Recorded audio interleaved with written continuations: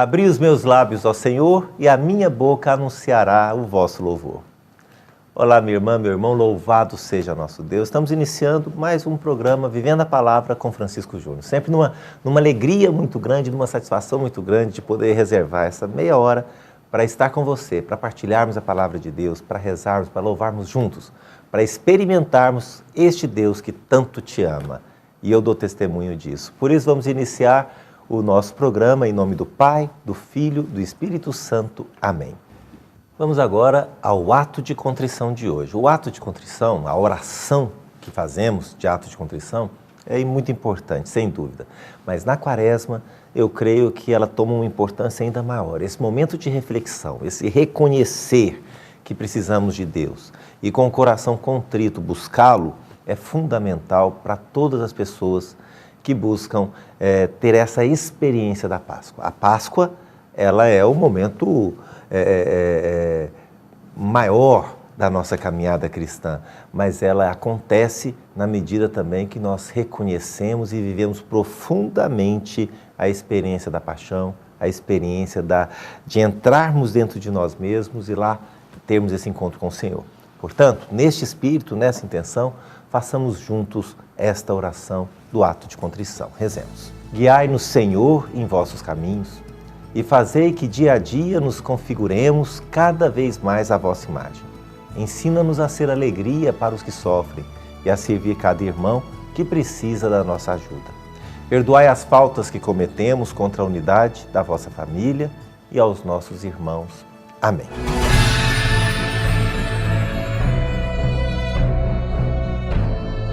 Durante toda a semana, vamos pedir a graça de contemplar o rosto de Cristo nos sofredores dos dias de hoje. Hoje, juntos pedimos a graça de poder dar uma resposta comprometida a Deus, buscando reforçar e recuperar o sentido da fraternidade em nossas comunidades, em nossas famílias, em toda a sociedade. Na certeza de que Deus não deixa seus filhos abandonados e conta conosco nesta importante tarefa. Rezemos juntos o Salmo 66. Que Deus nos dê a sua graça e a sua bênção, e sua face resplandeça sobre nós. Que na terra se conheça o seu caminho e a sua salvação entre os povos. Senhor, dai-nos a graça de nunca ignorar a sorte, o destino de tantas pessoas escravizadas e exploradas. É chegado o momento de acolhermos a palavra de Deus. E para que isso aconteça de forma poderosa na sua vida, vamos clamar o Espírito Santo de Deus. Com a unção do Espírito Santo, você verá que a palavra fluirá muito mais em nossa vida. Rezemos. Vinde, Espírito Santo, enchei os corações dos vossos fiéis e acendei neles o fogo do vosso amor. Enviai o vosso Espírito e tudo será criado, e renovareis a face da terra. Oremos. Ó Deus, que instruístes os corações dos vossos fiéis com a luz do Espírito Santo, fazei que apreciemos retamente todas as coisas, segundo o mesmo Espírito, e gozemos sempre de sua consolação. Por Cristo, Senhor nosso. Amém. Hoje quem prega para nós é o Newton César, e ele prega a palavra que está no Evangelho de São Mateus, capítulo 4, versículos de 1 a 11. Newton, Deus te abençoe, te unja, te dê muita autoridade e poder ao falar a palavra de Deus. Boa noite a você que nos acompanha, boa noite Francisco Júnior. Você que nos acompanha hoje pela TV Capital, pela TV Luz da Vida, nós vamos trazer hoje mais um texto da Palavra de Deus, desse programa Vivendo a Palavra. Deus quer que nós vivamos a sua palavra. Então eu queria que você acompanhasse comigo, por favor, o Evangelho de Mateus, capítulo 4. O texto é da tentação no deserto. Em seguida, Jesus foi conduzido pelo Espírito ao deserto para ser tentado pelo demônio. Jejuou 40 dias e 40 noites, depois teve fome. O tentador aproximou-se dele e disse: Se és filho de Deus, ordena que essas pedras se tornem pães. Jesus respondeu: Está escrito, não só de pão vive o homem, mas de toda a palavra que procede da boca de Deus. O demônio transportou-o à cidade santa, colocou-o no ponto mais alto do templo e disse-lhe: Se és filho de Deus, lança-te abaixo, pois está escrito: Ele deu aos seus anjos ordens a teu respeito. Eles te protegerão com as mãos, com cuidado para não machucares a teu pé em alguma pedra.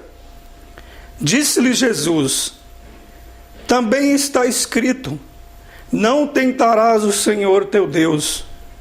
O demônio transportou-o uma vez mais a um monte muito alto e lhe mostrou todos os reinos do mundo e a sua glória, e disse-lhe: Eu te darei tudo isso, se prostrar-te diante de mim, me adorares.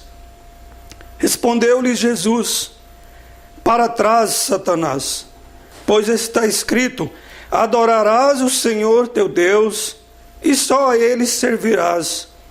Em seguida, o demônio o deixou, e os anjos aproximaram-se dele para servi-lo. Meu querido, minha querida irmã, a palavra de Deus vem nos mostrar como é que funciona realmente a nossa caminhada de fé. A palavra vai dizer aqui, no início, que Jesus foi conduzido pelo Espírito ao deserto para ser tentado pelo demônio.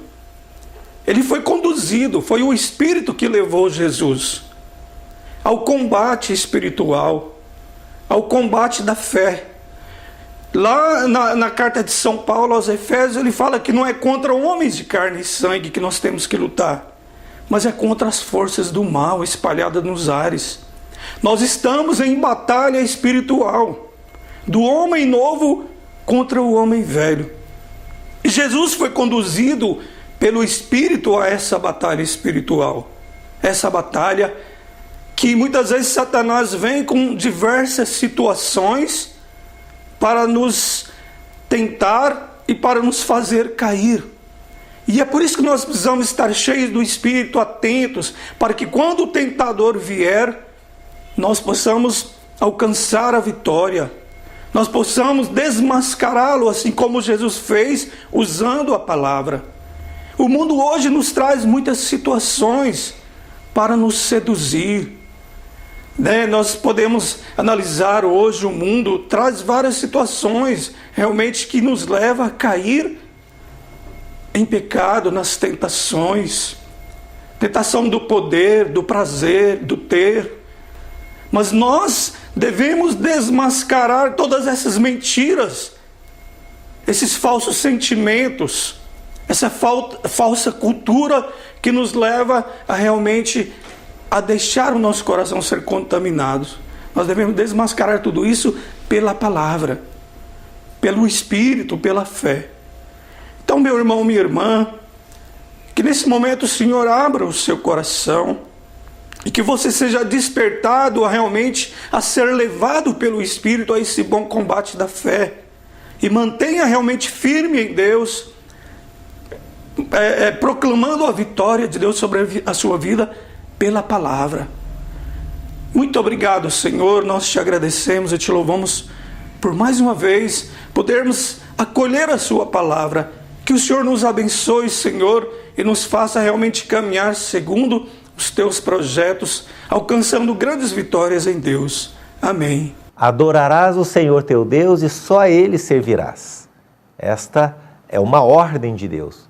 E como ordem, nós devemos respeitá-la, experimentá-la e vivenciá-la cada vez mais, buscando aprofundar, fazer com que ela chegue até de fato às nossas entranhas, da alma e do corpo e do espírito. Façamos essa experiência. Você perceberá que nenhuma letra, nenhuma vírgula da palavra de Deus pode ser desperdiçada. Agora, no último bloco, teremos daqui a pouco a história de fé e responderemos a uma pergunta. E é muito importante que você participe. Algumas pessoas, às vezes, me perguntam: Francisco, mas a gente pode dar um testemunho? Pode sim. Você pode dar testemunho, você pode sugerir história de fé, você pode fazer pergunta. É muito importante que você participe conosco. Agora vamos acolher a participação de hoje.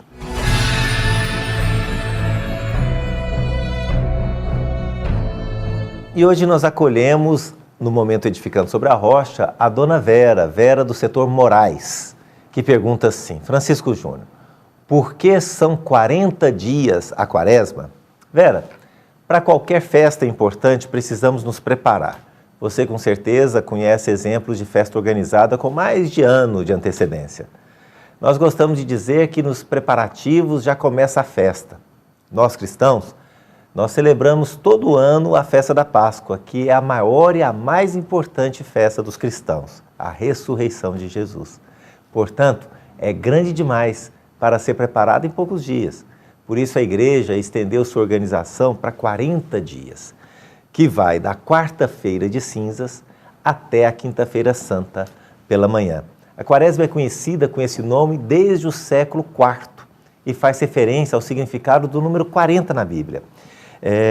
A quaresma, vamos dizer assim, você faz uma caminhada e a referência desses 40, nós temos dois momentos muito marcantes na nossa história.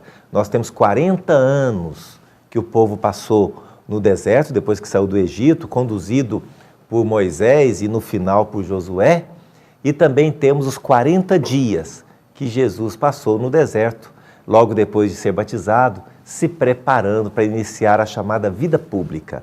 Então, esses 40, seja 40 anos, 40 dias, eles têm muito a ver com essa caminhada de preparação por algo muito significativo que acontecerá. E somos todos nós anualmente convidados a viver profundamente os 40 dias da quaresma, onde nós relembramos toda a caminhada do povo cristão e também renovamos a nossa própria caminhada. Mas você pode aprofundar ainda mais no livro O Ano Litúrgico de Anselmo Grum, na página 49, e a liturgia da igreja na página 359. Rezemos agora com São Rafael. São Rafael, vós que ajudastes e socorrestes os pais de Tobias, fazendo com que se realizassem seus desejos e aspirações, sede nosso protetor perante Deus, pois vós sois o caridoso médico que Ele envia aos seus fiéis, porque todos nós podemos ser santos.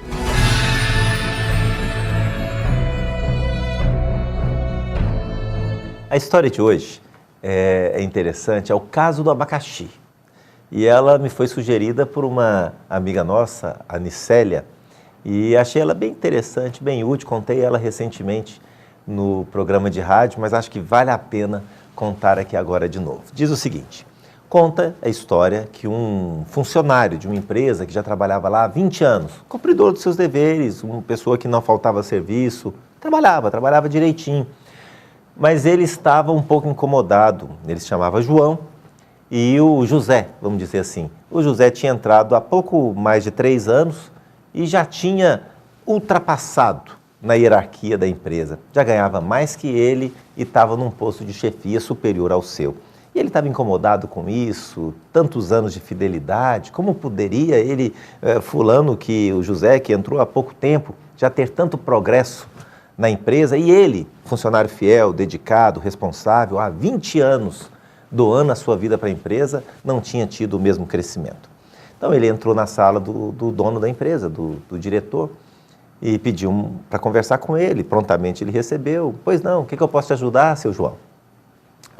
Sabe o que é? Eu preciso fazer um comentário com o senhor. Não que eu esteja reclamando, mas eu estou aqui há 20 anos, o senhor conhece meu trabalho, conhece a minha capacidade, e eu estou incomodado porque eu estou vendo o crescimento rápido que está tendo o José na empresa. Não que eu não queira que ele cresça, nada disso, mas eu não entendo por que ele está crescendo tão rápido e mais do que eu.